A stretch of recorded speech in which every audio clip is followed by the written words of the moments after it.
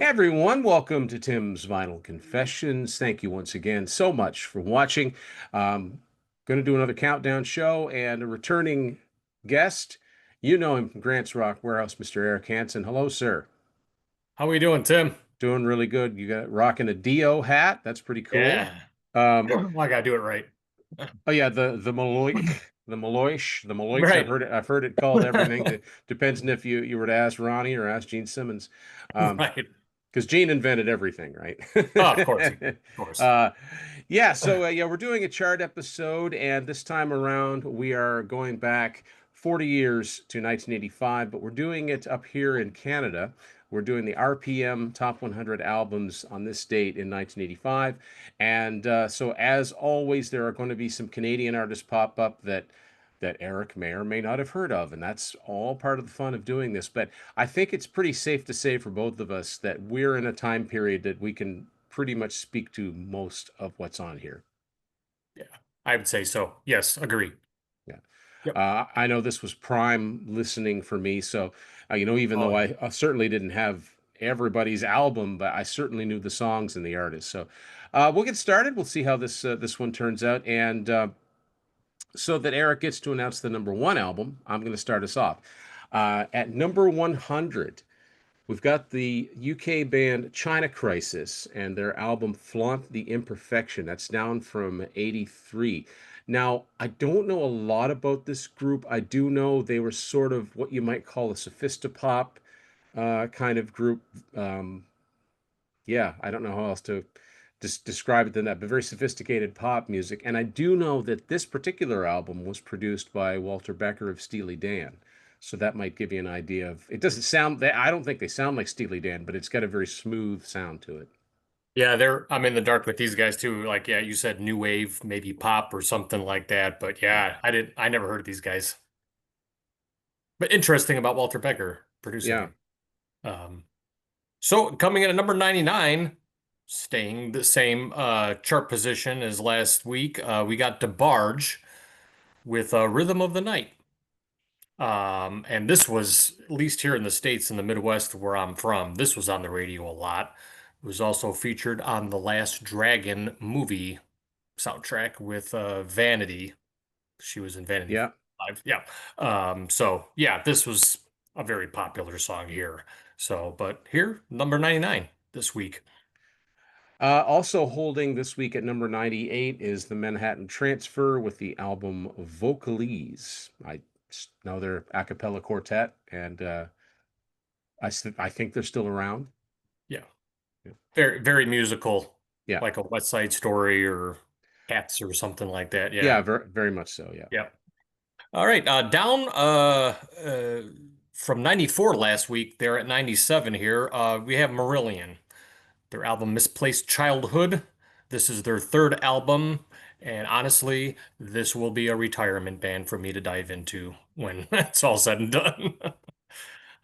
Yeah, I agree with you. I like what I've heard from this band. I think this was their biggest album. I know it had the song Kaylee, which is a great song, and Yeah. that was their Yep. biggest North American song. But I mean, it's kind of intimidating. They got a really big catalog. They were very prolific. I know they had two very distinctive lives because they had the singer Fish in the 80s, and then why did his name go right up my Steve Hogarth, who was the guy that replaced him. It was Okay. very different. And so I know it's a vast catalog, and it's like they got a ton of B-sides, and it's like where to start. Yes. Um, at number 96, now this is an album that I forgot to dig out because I own it. Thankfully you did. You've got the okay, I've never seen that CD special edition. That's the original cover. Yeah. Twisted Sister with Under the Blade, and this is their debut album Yep. from 82, but the version that's on the chart is the Atlantic reissue from 85. So what exactly is on that version of it? This is the Armory Records. Okay. So it's got bonus tracks, you Yeah. know, basically rough cut versions. There's a couple live, Shoot 'em down as a live cut. So, but yeah, this was raw. You remember at the time, this was raw production, a lot of good Yeah. food. I still once in a while, if I'm in the mood for these guys, I'll put them on. that early stuff is still It's classic. a Under the Blade is good. It's a Yeah. really, really heavy album. As a matter Yeah. of fact, Yes. as we're filming this, I just read that they're doing a reunion I tour next year without Mark the Animal Mendoza on bass. and AJ Obviously, AJ Strong. Pero Yeah. passed away, but I Um, I do like the fact that they got Joe Franco on drums because at least he did play with them. He played on Love Is for y- Suckers. It's not like they, you know, it's it's not like, just D. It's not just D in the band or well, music. it's yeah, Right. and it's like when AC/DC reunited. It's like, why didn't they get Chris Slade or Simon Wright or someone who actually Played with them. was in the band, not just some Joe Blow Right. drummer? Nothing against Matt Loud, but get Might get be get a might be get a get a guy with some pedigree. You know what I mean? and for a band who I never saw, might be one that I might have to check out next year just to Yeah, I knock them certainly off I the list. yeah. So Um, so yeah, so that's number 96 down from 90 this week. yeah. All right, new on the chart this week, hitting at 95 is Neil Diamond, his very best. So this is one of his many song collections by the famous singer-songwriter. He's got a bazillion of them, but Yeah, this so was this yeah, this one here I notice is on CBS Direct, which means this would be possibly like a truck stop tape or possibly one of those ones you'd see at a drugstore.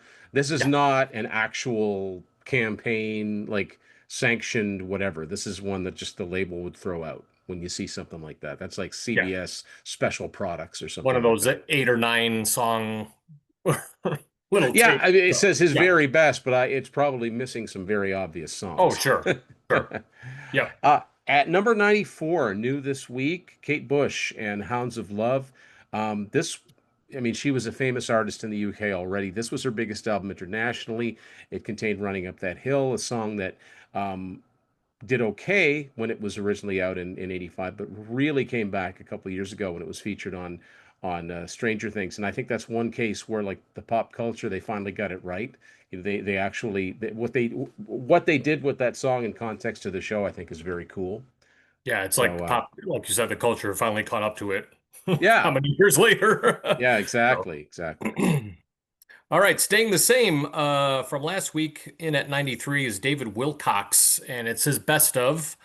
The one thing I know about him, he's a folk singer. Other than that, I'm in the dark with his stuff. Well, actually, he's a blues guitarist. Oh, Um, okay. yeah, I I think there are two David oh, Wilcoxes. I and think that there are might have been the guy I two looked at David then. Wilcoxes. Yeah. David Wilcox is a well-known blues rock guitarist, and he's like, I don't know, you could call him Canada's George Thorogood. Oh, okay. He's just a perennial, and he's Gotcha. got several songs that a lot of bar bands do, and it's fun music. Like he does a lot of songs. Like one of his best known songs, and it wasn't out at the time this came out, but he had a song in 1988 called "Layin' Pipe." And it was basically, I mean, there was a lot of double entendres in it, but it was basically about pipeline workers out in the western part of Canada. So Okay. people that live it, they just love him because they can relate to the songs. But yeah, he's a blues rock guitar player. This Almost one, like our Midwest Buddy Guy yep. type of thing. Yeah, David's sounds much like it. pale. He's much paler.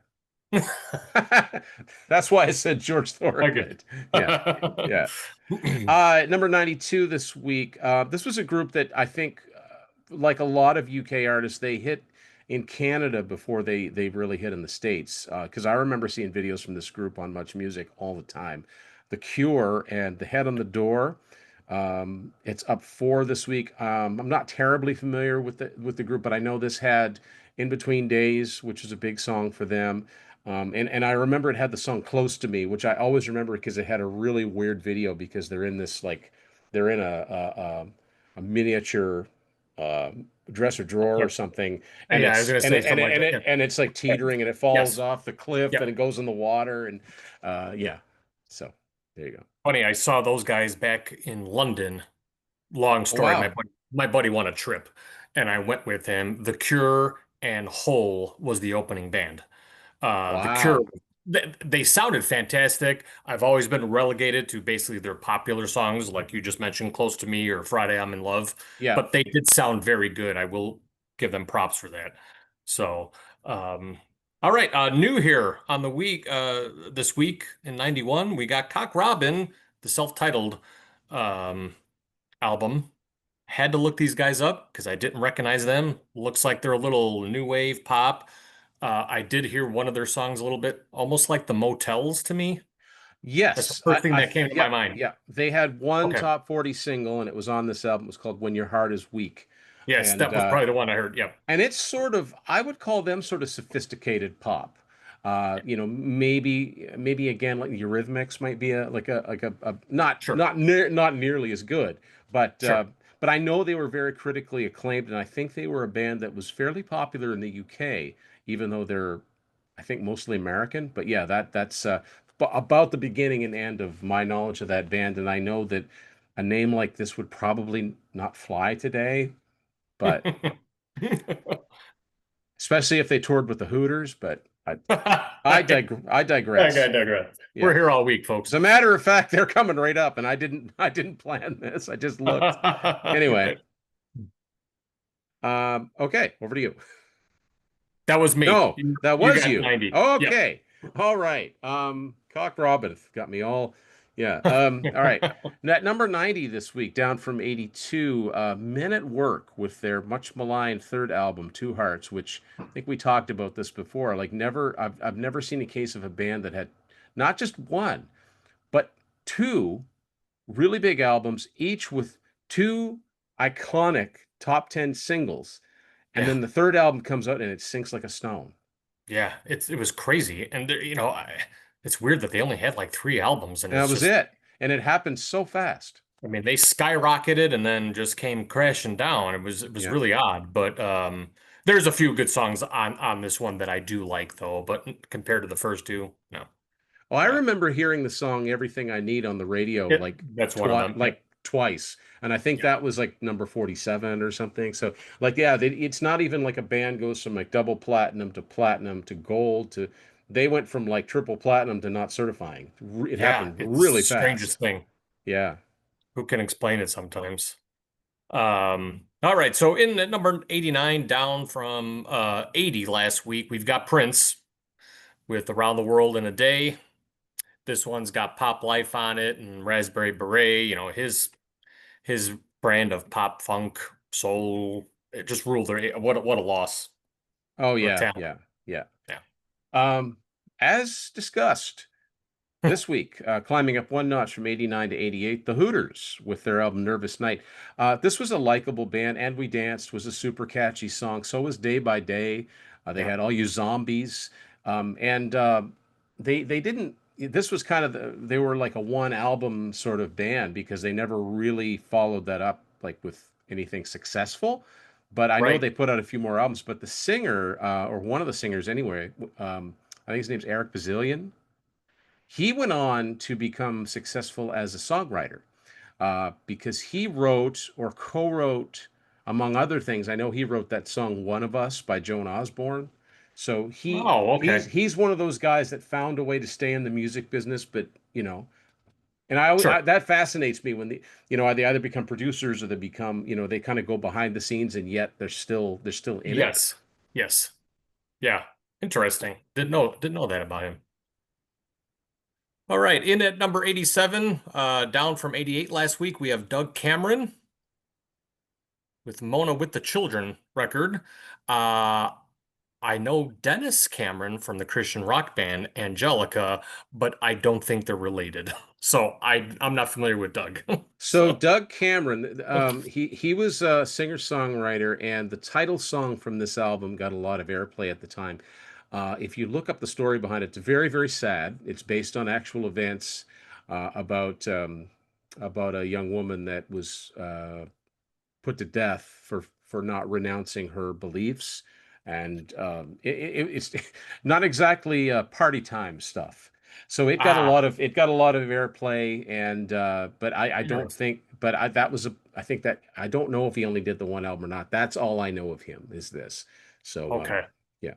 Yep. So at number 86, down from 62, this was a big album for the Pointer Sisters. They'd been around forever. They'd been around for like over 10 years, well over 10 years.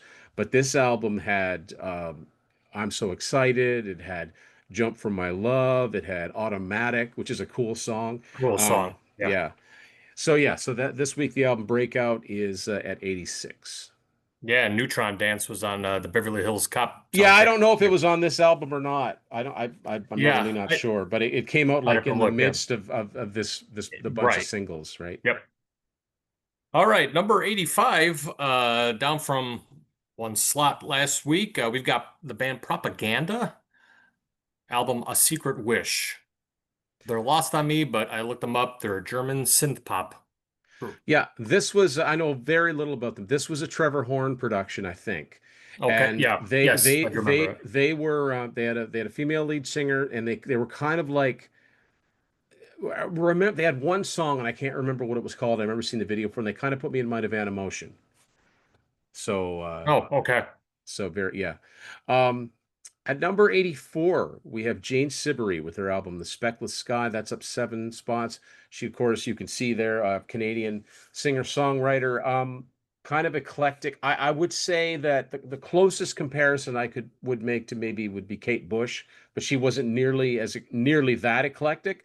But it's kind Okay. of that like she wasn't a pop singer-songwriter by any stretch, although she did have a few songs that got some airplay. Her albums were released in the US, but I mean, like a lot of Canadian artists, it was really, really hard to break through. Yeah. Yeah, I was not familiar with her. So On the all other right. hand, This one I'm familiar with. In at rather, 83. yeah, Down from 81 last week. We got yeah, Seven Wishes, Night Ranger. Yeah. I mean, Yeah. what can This you was sort of say? They're all it's Sentimental not Street it's an okay album, right? yeah, average. It's average. Yeah. Unfortunately, and I've said this many times, they were never a big concern up here in Canada. They didn't tour up here very much at all. So if you don't come up, sometimes we don't always buy the albums in the quantities that you sell in the States, right? I Yeah. did, but actually, technically, if I'm being honest, I got into them a few years later. So I was behind the. I knew I Yeah. liked the songs. I just wasn't buying albums at this point. Sure. Right. In my defense, Your Honor. Um, Here's an artist I was way into in 1985. 82, down 4. Weird Al Yankovic with his album Dare to Be Stupid. Um, Dude, stupid. I have the CD. I don't have the cover. Otherwise, yeah, I would have shown it. yeah. I Uh, played. I wore the tape out on this. Well, this had like a surgeon. I yeah. want a new duck. It had a great one of his original songs, like one of his style parodies, a song called One More Minute, which Yes. basically sounds like a 50s doo-wop ballad, but the Yes. lyrics are hilarious. You Hilarious. know, he'd rather have his blood get sucked out by leeches than spend one more Leeches. minute with you. It also had the song Yoda, which was to the tune of Lola. Yep. So, yeah, I mean, you got to give it up for Weird Al. The guy's still out there. He's still Oh, doing it. And you don't have a career that long being a novelty artist. There's got to be something more to it. I mean, if you think about it, he and his band, they've had to play every style of music. You know, it doesn't matter whether it's rap or metal or grunge or pop. He does all of it. you So, got to cover it all. and I got to say that the title song is one of his best original songs. It's not to the tune of anything, but fantastic style parody of Devo. I can still Oh remember yeah. the video. The video cracked me up. The guy's playing the Steinberger guitar and the toast Yes. pops out of it. And yeah, I still get lines from this song. Sometimes I'll be microwaving something and I stick your head in the microwave and get yourself a Wave. tan. Ding, ding, ding, ding, ding. This is a hilarious. I know. I think I know my one cousin had saw him a couple times, and you're right about his band is fantastic. And the song off that "This Is the Life" was featured. I think at the beginning credits of the movie Johnny Dangerously with Michael Keaton Okay, and I do and know Joe. too. I from doing a soundtrack songs episode. Dare to Be Stupid was also on the soundtrack of the Transformers animated Yes. movie. So, Yes. and to further to that, we're talking a lot about Weird Al here, but It's I okay. was way into Transformers when I was a kid, and then my son Jack got way into them, which was cool later on. So I got to pass that Yes. along. But there was a reboot of the series, and Weird Al guested as a character. And one of his lines was like, "I dare to be stupid." So it was a nice throwback to that Nice. in a funny way. Yeah. Yeah. Yeah. He's. I love Weird Al. Yeah. Like, oh. Was that mine or yours? That was yours. That was mine. Yeah. All right, so down a few not or 10 notches from 71 last week to 81, we got Michael McDonald, his album No Looking Back. Now I grabbed like a compilation and the Yeah. song is on here. It's actually the second album, No Looking Back. It's got Joe Walsh on it, David Pack from Ambrosia, Jeff Yeah. Porcaro, Yeah. and other bunch of other Song people. the But song "No Looking Back" was really good. It wasn't a oh big yeah, hit, but yes. I remember hearing it, and then I kind of forgot, and then when YouTube came along, I'm like, oh yeah, that song, and I can't hold on, like, and I'm like, yeah, that's good stuff, right? Yeah, I Um, love Michael McDonald. yeah, my wife laughs all like we'll drive around, and we actually made a yacht rock playlist, and Nice. it's like playing like 6 Degrees of Michael McDonald, or even adding him to songs that Yeah. he didn't have anything to do with, just to Right. see what it would sound like if he was singing on them. And sometimes it works in a weird way. Um, so anyway, yeah, at number 80, up 7 spots. This was a band. They came out of the gates really successfully. Ready for the World. I mean, this had a number one song, "Oh Sheila." I think that that was a very much an attempt to have to mine that Prince sound a little bit. I think, but it was a good song, and so that album, self-titled debut, is up to 80 this week. Yep. Yeah, I was kind of just peg them as like a one-hit wonder Yeah, type of thing. Yeah. All right. In at number staying at 79 from last week, we've got Foreigner, yeah, Agent Provocateur. This has the number one song, I Want to Know What Love Is. This also has That Was Yesterday, that charted.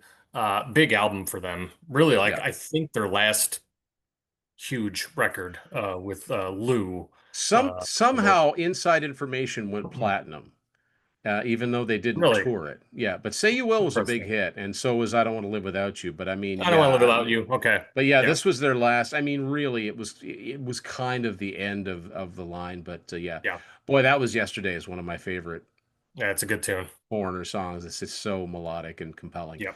Um, so okay, at number 78, new this week, famous country singer that crossed over the pop chart very regularly, Kenny Rogers and "The Heart of the Matter." Yeah. Yeah. Obviously, I know who Kenny Rogers is. I don't particularly know this one from him, By though. this time, he wasn't crossing over nearly as No. much. Yeah. Yeah. All right. Up from 85 this week to 77, we've got one of my favorite guitarists of all time. Again, don't have the record, so I just grabbed it for a prop. Stevie Ray Vaughan, Soul to Soul. It's his third record. It's got Look at Little Sister on it, Change It, Empty Arms. This went number 34 in the US. So yeah, man, what a player. Yeah, yeah, gone way too soon. Yep. And what was cool about Stevie is that he brought blues rock really like back in a big way because he wasn't 50. No. He'd been around for a while. He wasn't a teenager, but he wasn't an Right. old blues player. He was a younger guy that was, Yep. resurrecting this kind of music. Yes. Um, at number 76, down from 58, the British band New Order and the album Low Life. Now, I'm not 100% sure which songs were on this one, but I do know, I mean, I know like Bizarre Love Triangle and True Faith and Regret, the Blue Monday, Blue but Monday. Yeah. I'm not sure what was on this one in particular. Yeah. I'm right with you there with Yeah, not enough to talk about with these guys. yeah. All right, down from 61 this week to 75, Canadian singer, rocker Corey Hart. His album First Offense, which was back in 83, late 83. That one's got Sunglasses at Night and It Ain't Enough. Yep. Back basically on the chart again. More on him later. So, Yes, his entire catalog is on this chart, all two albums. Yeah. Uh, yes. Yeah, I remember my sister had a pink sweater that had the cover of this album on it. Nice. Now I say that I think the Canadian cover. There were two different covers for this album. There's a black and white one that came out in Canada, and then there was a color picture that was on his U.S. and probably The the US for international yeah, version. Yeah. yeah, yeah. Number 74, huge album for Don Henley. Only his second solo album, but Building the Perfect Beast. This week it's down, I think, from 60 down to 74. A lot of hit singles on it, and it's fully established as a solo artist by now. Yeah. Yeah, that's like a quintessential 80s record. I Yeah, mean, Boys of Summer, Sunset Grill. Geez. yeah, yeah. Um, all right, new on the chart this week at 73, we've got the Thompson Twins with Here's to the Future Days. This one's got Lay Your Hands on Me, King for a Day. It's their fifth album. I always thought they had good pop songs. I Thompson think "Lay Your Twins. Hands on Me" is a great song. Oh It was a yeah. big Yeah. song, but you never hear it now, which is Yeah. really weird. Strange. There's some songs like, and I would put Sentimental Street by Night Ranger in that category too. Why aren't they getting the recurrent play? Why are they killing the same songs over and over again? Over and Yeah, over. yeah. Number 72, holding this week, Sheila E. with In Romance 1699. This was the follow-up to her album, The Glamorous Life. Now, this album I know had a pretty sizable hit with the song A Love Bizarre, which is practically, I don't know why it's not billed as a duet with Prince because he's all over He's it. he's all over it. Yeah. Yeah. And Sister Fate, I think, was another one up. The At least title here. sounds familiar. Yeah, yeah. Um, all right. Down 65 last week. We got number 71. We got Supertramp. Rest in peace. Rick Um, Davies. Yeah, we're we're Davies, yep. we're losing our musical. Heroes. It's so weird. Like, you go into a countdown from the 80s and songs and albums you remember, and there's a lot of these. Like, these are people that are no longer with us I or know. members of. Yes. And Yeah, this yeah, this one was Brother Where Are You Bound? And really post 82, I am kind of lost on Supertramp. But obviously this no. this was the first album that came out after Roger Hodgson had left, and Okay. Okay. this had their final top 40 single, a song that I love called Cannonball, which was a minor hit, but the video cracks me up. It stars Ron Perlman as a caveman, Oh, and wow. you should probably watch it. It's very entertaining, and it's a super catchy song. And when I read about it, because that's another song that I had to look back because I wasn't hearing it. I'm like, I remember hearing that on the radio that summer. Sure. Because it wasn't a big hit. I think it was like a number 30 song. But Rick Davies said he wanted to try and write a song where it stayed in one key all the way through. And then, but it doesn't sound like it. But when you listen to it, yeah, the main bass note never changes, but you don't notice it. It's like Electric Avenue. Huh. Oh, Electric okay. Avenue Okay. by Eddie Grant, it's a constant A all the way through. Yes. Never Yeah. changes. It's almost like a challenge to see if you can do that.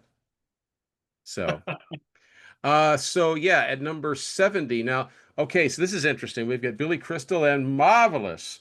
Um, and this is up from 76. Now, to be honest with you, this is the first time I'd ever heard of Billy Crystal. I saw the video for You Look Marvelous. I didn't know that he was an actor. I thought he was a comedian and like a comedian that did albums. I had no idea until like a year later or so when like Running Scared, I think it was Running Scared came out. Yeah. Was that the movie? Yeah. Was it 86, I Running? think. Yeah. Yeah. Yeah. Yeah. Running. I didn't know he was an actor. So this was my first exposure to Billy Crystal. So on Saturday Night Live, you never he I gets was too young. I was too young to watch SNL okay. back then. But is that Yeah. where that character came from? Yeah, that The You Look Fernando's Marvelous? hideaway. Oh, Yeah. okay. You know, hey, Okay. you look marvelous, Yeah, darling. You know? yeah. Yeah, he was Absolutely marvelous. Yeah. marvelous. Yes. Yep. That's yeah. Yeah. Um, all right. Down one notch from last week to 69. We've got John Waite and his album Mask of Smiles. Back-to-back years for this guy. Missing You. His big hit was off the prior record. Yeah. And this one just didn't chart as high. I know, especially here in the States, I don't think it charted as high either. So great Yeah, singer though. a guy that you'd think would have had more of a career than he did. I mean, he had his moments, but he never established that, 5 or 6 really successful albums. I would compare him to a guy like Paul Carrack because Yes. he's been in bands, he's had big hits with Yes. different bands, he's had solo hits, but he didn't have like a string of them, Yeah. which is really interesting. At number 68, this was the first I'd heard of this band, although I think this was like their fourth or fifth album at this point. Orchestral Maneuvers in the Dark and the album Crush. I remember hearing the song So in Love. which was a minor hit, but I think it's a pretty good song. And Secret was another one I remember from this album. And then, of course, I don't think it was on this album, but right around that time they had If You Leave from Pretty in Pink, which was an enormous hit. So that's at number 68 this week, down from 55. Yeah, the only thing, English electronic. That's all Yeah, I knew. Yeah, basically. yeah, they were like a duo, and Yes. most radio DJs just called them OMD because it's easier to say. Oh, okay. All right, up from 73 last week at 67, we've got Headpins, the album Head Over Heels, Canadian rock band. Not up to speed on them. Looks like they only had, what, 3 albums? Three or Uh, four, yeah, they had a female lead singer named Darby Mills who had a yep. really high, raspy voice. And they were pretty big in Canada for their first couple of albums. By the time this came out, not so much. Okay. But yeah, but a big band for a few years in Canada. Interesting. At number 66, down a couple of notches, AC/DC and Fly on the Wall. Now, not my favorite by them. I think the albums in the 80s were mostly pretty patchy, but I mean, Sink the Pink's a good song. Shake Your Foundations is a good song. I mean, it was AC/DC. Nothing unexpected on here. This was the first album though that Simon Wright was on drums. Instead of Phil Rudd, because Phil Rudd left after Flick of the Switch. Even though Simon Wright's in all the videos from that album, Phil Rudd played on the album. So there you go. Yeah, basically, the train keeps rolling for those guys. Yeah, they didn't take a lot of time There's- to. I mean, their singer died, and the very next year they had an album out. So yeah. Yeah, it's nuts. All right. Down from 53 last week at 65, we got Helix. Long Way to Heaven. Uh, Another retirement band from them. I do know the song It's Too Late off the Iron Eagle soundtrack in Oh yeah, 86, yeah. but That's the band I need that's to dive into. that's the second. You know what? That they're one of those bands that have two songs with the same title. That's the second song they put out called "It's Too Late." Oh, okay. Because on their second their second independent album, they had a song called "It's Too Late." This was their fifth album overall, but their third major label album, a platinum album here in Canada. It was actually number one in Sweden. These guys were just, tearing up the road, and they've paid their dues. They're still around in some form or another to this date, but they're just a good, dependable rock band. And I don't know what more to say. I mean, Helix, they're not out to reinvent the wheel, but if you just want good, Yeah, good 80s style crunchy straight hard ahead rock, hard rock. yeah, with some Yeah. commercial, they had a commercial side to them too.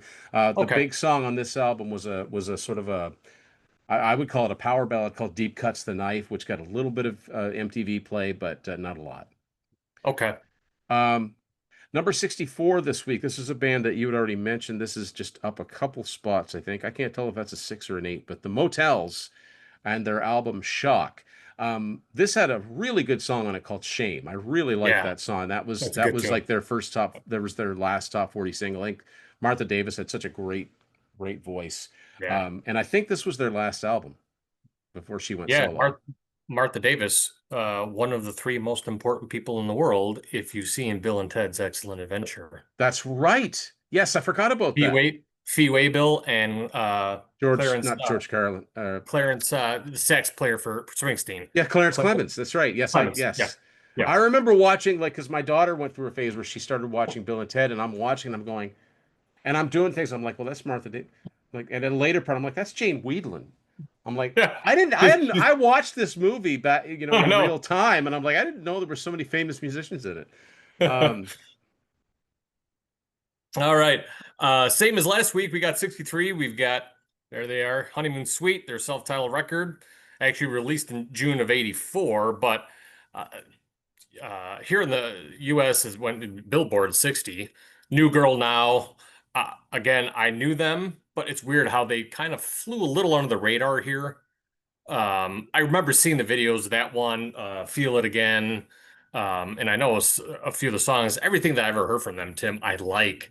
It's just, I'm gonna have to sit down and just, okay, let's just roll one through. of Because I don't think they my have as many albums Yeah. as Helix does, correct? No, not nearly. Not nearly. Okay, One okay. of my favorite Canadian bands, and I was into them from the get-go. To me, they're Canada's Night Ranger. Just Oh, okay. good melodic, rock, sometimes harder rocking with keyboards, and Yeah, to me, they just wrote fantastic songs that would have sounded so good all over the radio. I don't know And what, why they didn't break bigger in the States. Feel It Again was a minor top 40 single, and that was their yeah, only one that hit the top 40. I think yeah, New Girl now hit like 57 or something like that. But yeah. they just didn't. I don't understand it because those first three albums, they were all on Warner Brothers. They all came out in the States, and I don't know what kept them from. But again, it's so hard for it was unless you actually moved to New York or LA or somewhere big like that, it was really tough. But I say that, and yet there's always exceptions because Rush never moved out of Toronto and it didn't hurt them. Bryan Adams didn't move out of Vancouver all through the 80s. It didn't hurt him any. So maybe it's management. I don't know. But they definitely they had the hooks, the songs. Uh, Sure. their first three albums are all multi-platinum up here in Canada, and one of my favorites. And if you like that It's type of melodic music, you dig into that catalog further, you will not be disappointed. it's interesting you mentioned Night Ranger because the songs that I have heard from them, they also have a little Triumph, Yeah, very, ironically. Forget very, it. very positive, very Yes. anthemic. Like if you like Triumph circa Sport of Kings, Oh yeah. slam dunk. I'm gold. Okay. You'll like Honeymoon Suite. Great vocals. Guy named Johnny D. Derry Yeah. Green was like Canada's Eddie Van Halen. Fantastic guitar player and songwriter.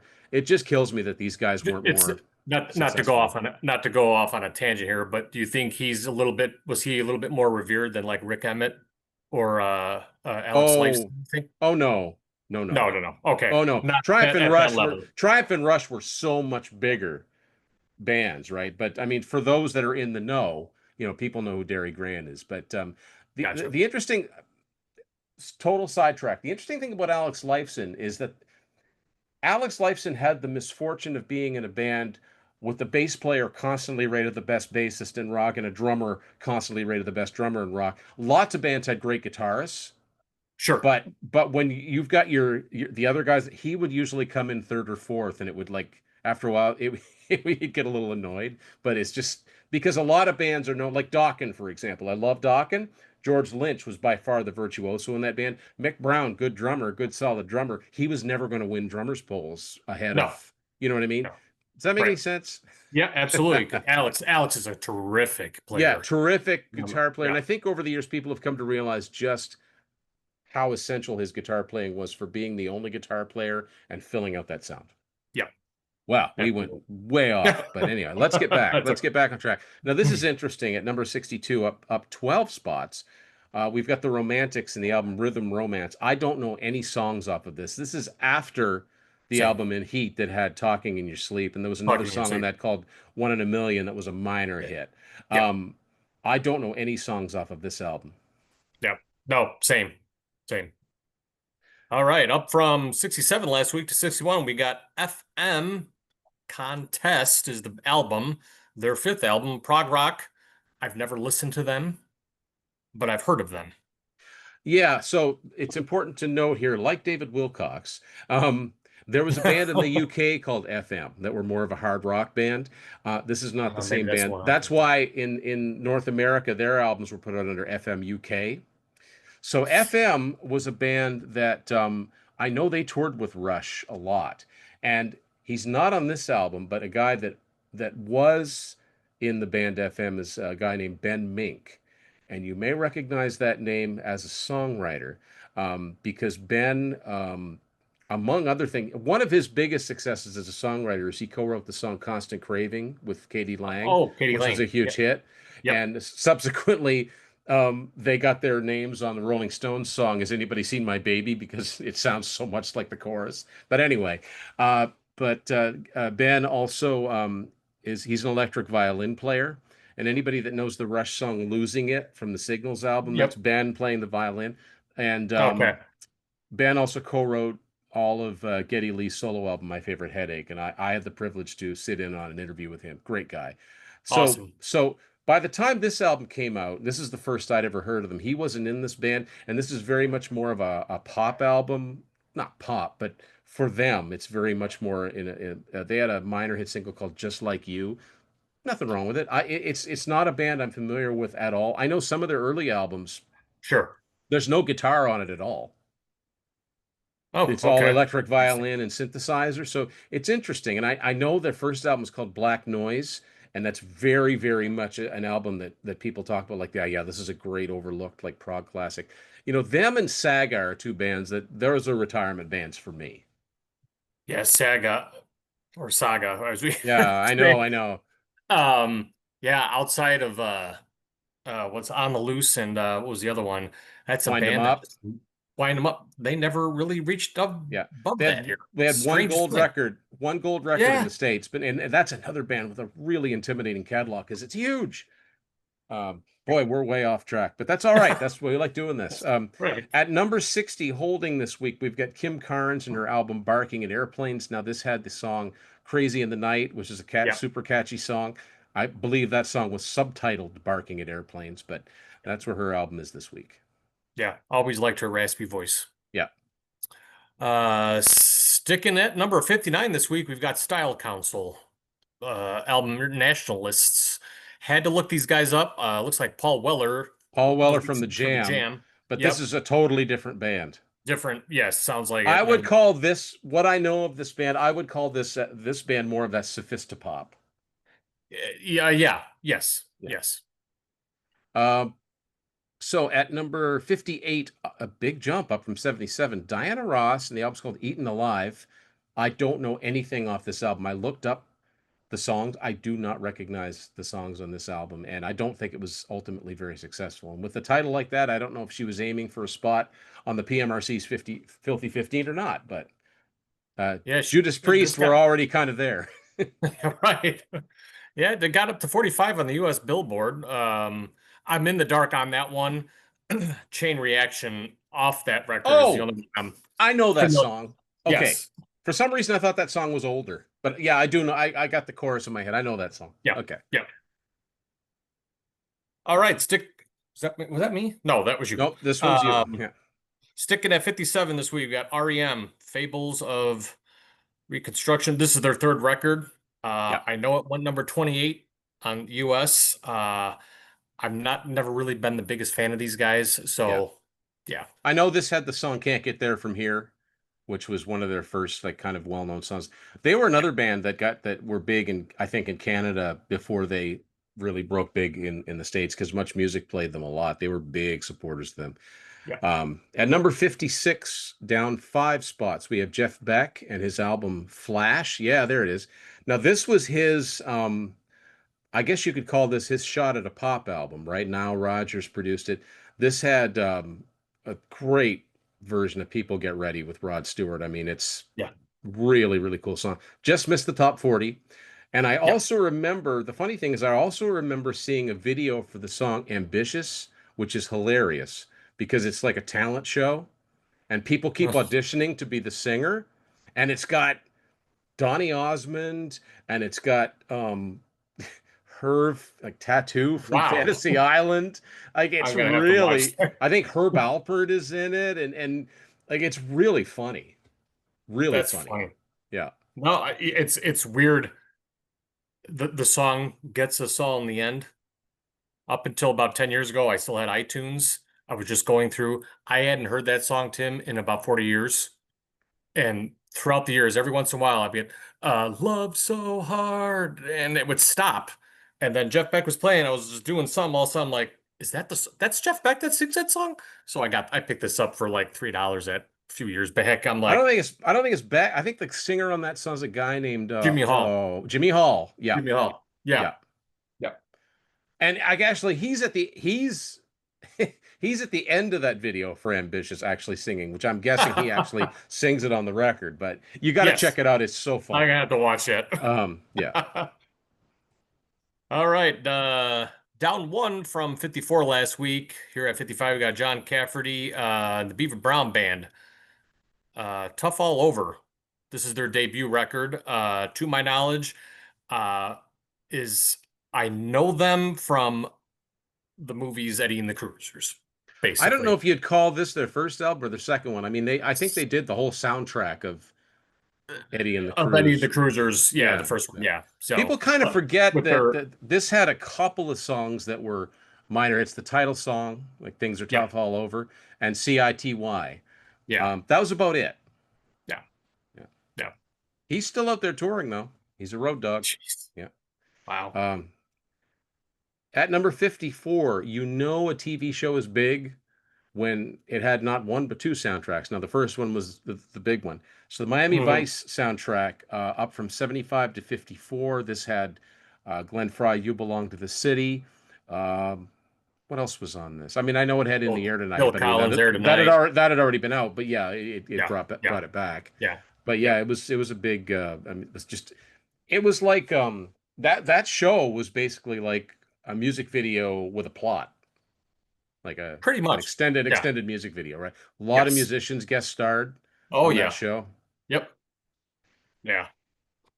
All right. Down one this week from at 53, Rat, Invasion of Your Privacy.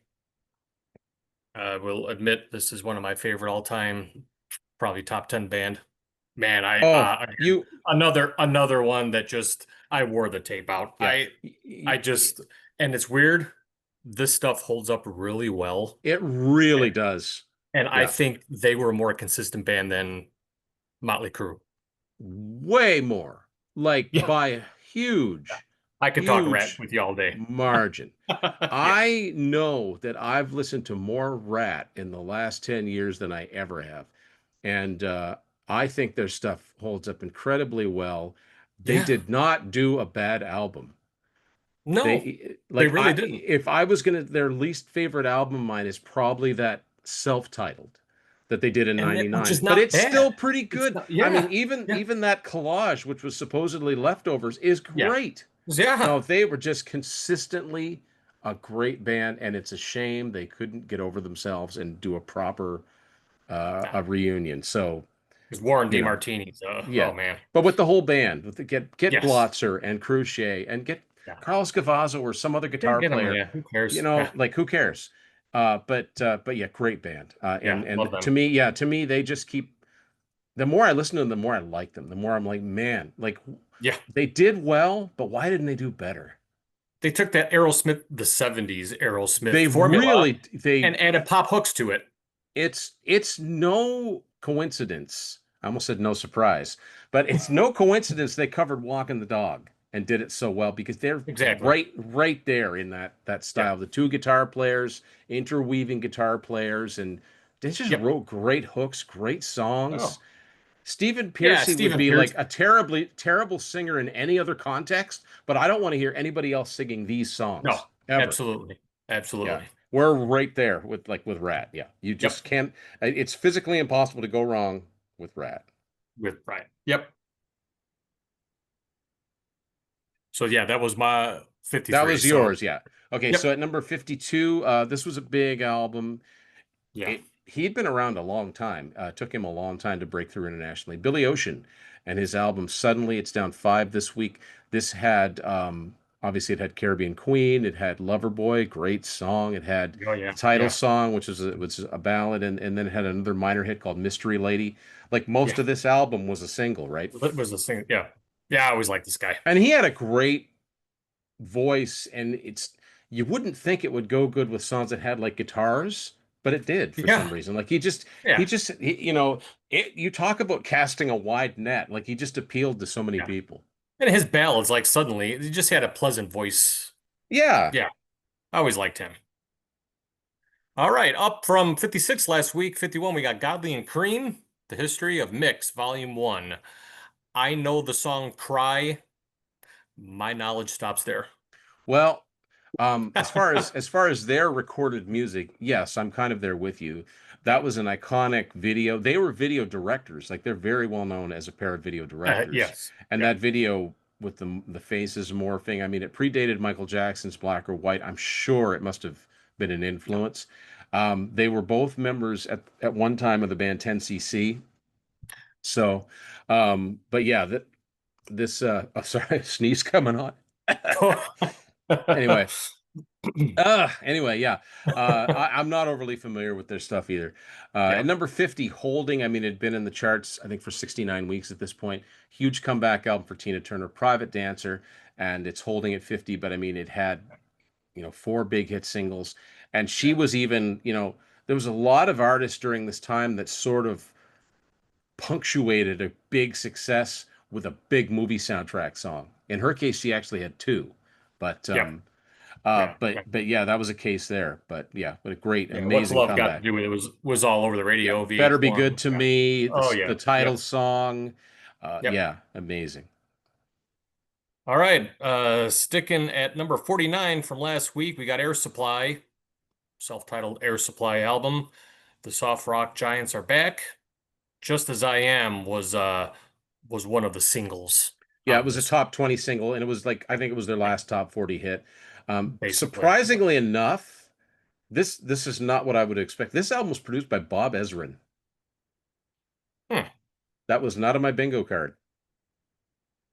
No, we did a Air Supply top 10. Now that you're saying that, I think that sounds right. Yes. It I'm also wondering. I'm contains, trying to remember if I picked a yeah, song off yeah. this record. It also contains one of several versions of "The Power of Love," not the Huey Lewis song, but the Jennifer Rush song, Yes. which those both of those versions were on the charts around the same time. And a Yep. couple years after that, Laura Branigan did a version of it. And then, of course, Our Lady Celine up here in Canada took it Yeah. Oh yeah. all and ran with it. But yeah. Yep. Yep. Um, at number 48, speaking of soundtracks, this was a big one. Beverly Hills Cop soundtrack. I mean, this had Glenn Fry, The Heat Is On, Pointer Sisters, The Neutron Dance, Patti LaBelle, New Attitude, Oh, and of yeah. course, Harold Faltermeyer with the title Axel F, like the theme song. So big sound. This was the era of huge soundtracks, right? Yeah. Classic 80s movie. Yeah. All right. Yeah, that whole scene with him and Belky was all Yeah, in. Serge. Miss Axel Yeah, yeah. Foley's here to see. All Yeah. right, down The banana and the 35. tailpipe. Yeah.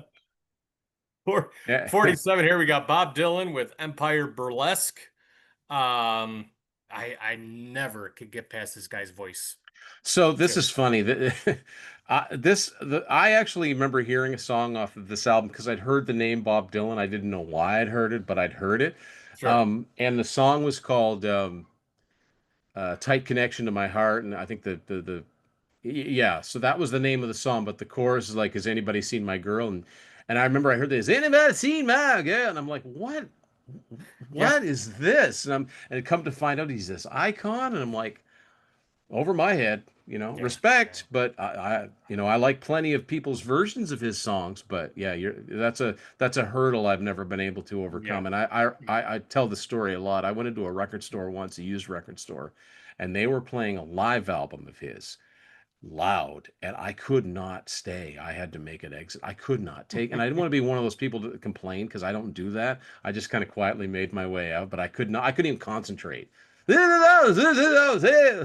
I I just, always say his voice would have been good as like one of the Muppets on the Muppet Show. oh my God, it's Just it's it's an exaggerated. yeah. Yeah. Anyway, not for everybody. Nope. Number 46, down one, the first album from Katrina and the Waves. This had, I mean, their signature song, Walking on Sunshine. They also had a top 40 single off this called Do You Want Crying, which I vaguely remember hearing. I remember how the chorus goes. And I'm kind of surprised they didn't have more of a career because they seem to have the type of songs that were just bouncy and fun, but they never Yeah, it's like really had a pop run of pop rock songs. and new wave. Kind That of, should have yeah. been Yeah. yeah. All right, up from big jump here from 70 last week to 45. We got Stevie Wonder in Square Circle. This is his 20th record. Wow. This one, of Crazy, course, yeah. Part-Time Lover, Go Home. Luther Vandross is on background vocals. Same Yeah. with Philip Bailey from Earth, Wind, and Fire. And of course, it did well. I think it went to number 5 here in the US. Yeah. Yeah, this was all over the radio. His It stuff. was this was his last really big album, I think. Yes. Yeah. But yeah. Yep. Number 44, down a couple spots. We got Diamond Dave with his debut EP, Crazy from the Heat. Yeah, I mean, it only had 4 songs on it. 2 of them were hits. And I think, by this time, I think people probably had heard exactly what was going on with Van Halen, because I'm pretty sure Farm Aid would have happened at this point. Yeah. Yeah. Yeah, because he was still with Van Halen when this came out and then quickly Yeah, was out it was months. Yeah. it was kind of obscured what was Yes. actually happening, Yeah. but yeah. Yeah. All right, holding at 43 from last week, we got Laura Branigan with her album Hold Me. I Found Someone is a really good song off this. Is that Boy, the same? Is that the same song that Cher did? yes, Okay, I'm fairly positive on that one. because Michael Bolton Yeah. co-wrote that, Yes. and I think he did it too. Yeah. Boy, Laura She, Branigan, she had a lot she of great songs. She had a great voice, and she died way too young. 52 years old. I mean, she had Yeah, an aneurysm. I know yeah. she left. I read that she left because her husband was sick and she stayed to take care of him, but I always liked her voice. Her look. I just don't. I'm surprised she's been overlooked over these years. Just People know, like if you play Gloria or oh sure, Self-Control, self-control. people know Yeah, the songs. They might not necessarily know who sings them. know her. Yeah, Yeah, yeah, yeah. At number 42, speaking of unique voices, Till Tuesday and Voices yeah, Carry, yeah, 38 down to 42. Amy Mann, of course, the singer. I think they only did about 3 albums before she went solo, but this yeah. this first one was completely different, I think, than anything else that was on the chart at the time. That song, and this also had a song on it called "Looking Over My Shoulder" that was a minor hit, but of course nothing. Voices Carry such an iconic song that like overshadows everything. Yeah. Used to work with a guy. It's like, oh yeah, till Tuesday. You mean Rock Set before Rock Set? Well, she had the spiky blonde hair, yeah. But when I think also, I mean, as a huge Rush fan, when I think of Amy Mann, I think of Time Stands Still as well. Oh, sure, Yeah. absolutely. Yep. All right, up from 46 last Oh, week, look, it's 41. your hat. It's this guy here. Yeah. Sacred Heart is third record here. The last one with Vivian Campbell. It's got Rock and Roll Children, Hungry for Heaven. Um, yeah, I like this one from him. This one kind of gets crapped a little bit, but I don't know. I thought Well, it was Vivian coming off of two really really huge records. iconic I get iconic it. Yeah, albums, right? But yeah, the crazy thing about Hungry for Heaven is that it somehow ended up on the Vision Quest soundtrack. yes, Like it was yes. rubbing shoulders with Madonna and Journey and John Waite and Style Who's Council. Like, who's hungry for heaven? yeah. Um, Number 40, we talked about this band. It's up one, Saga with their album Behavior. This had a really, like, this was, I think, a little different for them based on the one song I know from it. Because they had a song called What Do I Know, which was very much more of a pop, like electronic drums, although I think it's a human playing them. But Yeah, it was super catchy. It should have been a hit. It didn't sound like On the Loose or anything like that, but it was really good. Again, retirement band. But their yeah, album Behavior is at number 40 this week. yeah. And I looked it up as we were talking earlier. Only 80, number 87 here on the US. Yeah. Crazy. All right, holding at 39 from last week, we've got Scorpions and their Worldwide Live album. This was a big live album by them, by the German Rockers. And I think if memory serves, the video, like the video came with sold with the cassette Oh, or the right. CD, I believe. I could be wrong. But something I remember seeing in the store. I'm like, is there a VHS with that? But Maybe they just had them on the end cap together in hopes that you'd buy both. buy them both. That wasn't something that was very common, right? The first time I remember hearing about that was when Yeah. Queensryche did Operation Live Crime, and Operation Live Crime. yeah. Yes. Yep. Um, Only other fact I can add to this is that Worldwide Live, if you're an 8-track collector, this is the last of their albums to be released in that hallowed format. Oh, And it's okay. not easy to find, as you can probably imagine. Yeah. Number 38 up from 44, John Cougar Mellencamp and his album Scarecrow. Another big album for him. This had Lonely Old Night, Small Town, Rain on the Scarecrow. Yeah, big album. Yeah. Yeah. Good rock roots or roots rock. Oh, ROCK in the USA. I knew there was USA. another one. I Yeah. just couldn't think of it. Yep. Yeah. Small town too. Small Yeah, town on I that? mentioned Small Town. Your Yeah. small town? Okay. Yeah. Um, all right. Down from 34 last week, 37. Mentioned her earlier, but this is the Mad Max Beyond Thunderdome soundtrack. Tina Turner's We Don't Need Another Hero really kind of took this one, and she also co-starred in the movie with Yeah. Mel Gibson. So yeah, Yeah, I mean, talk about capping off that period, like soundtrack, and she's in the movie. So it and was she's like in. it was like multimedia, like it was Yeah, really smart marketing, is what it was. absolutely. Yeah. Number 36, I would say coming back up the charts because it'd been in the charts for 20 weeks. Kool and the Gang and their album Emergency. This was a big album for them. It's got one of my favorite songs by them with Misled because it's actually that's kind of like a hard rock song, but it's super cool. I like it the same way I like Loverboy by Billy Ocean Yeah. because it's like an R&B song, but it's got some electric guitar in it.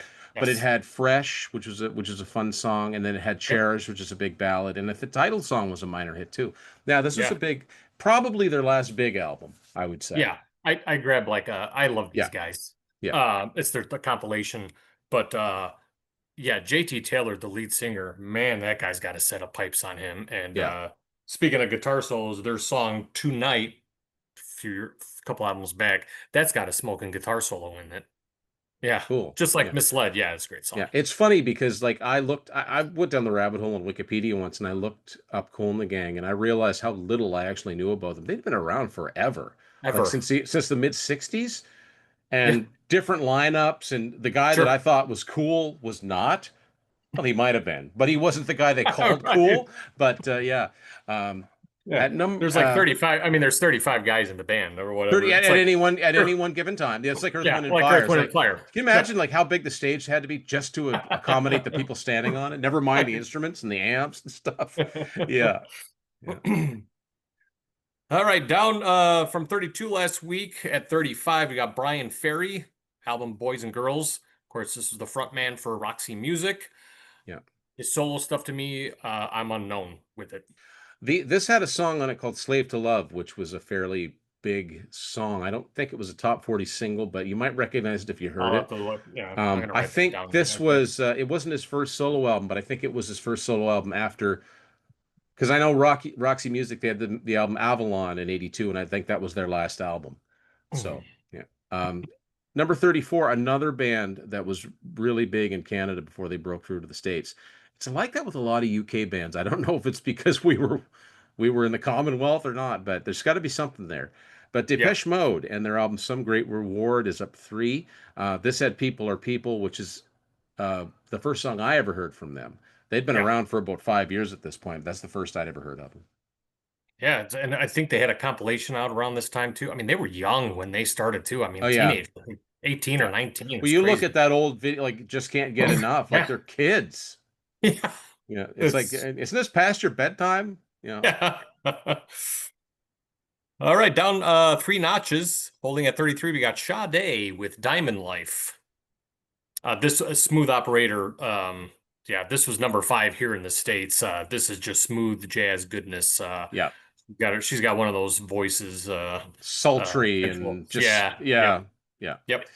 yep. It's funny you mentioned it just off the beaten path. I've seen it circulating on social media. There's this group of young kids. I can't think of what they're called, but they're very young. Like I would say, if not like preteen, if not like younger, but they're a Sure. band, and there's a version of them playing her song Paradise, and Okay. they're really really good. The bass player looks like he's about a do do do do do do do do like he's killing it. It's like man, these Nice. somebody sign these kids. Number 32, this was a one-off. Well, it wasn't a one-off. They had a second album many years later, but um, a totally a supergroup, the Power Station with Robert Palmer, another artist we lost way too soon. Yep. John and Andy Taylor from Duran Duran and Tony, the powerful Tony Thompson on drums. Like he From Chic. Yeah. just from Chic, but he just Yeah. slams on this Yes. album.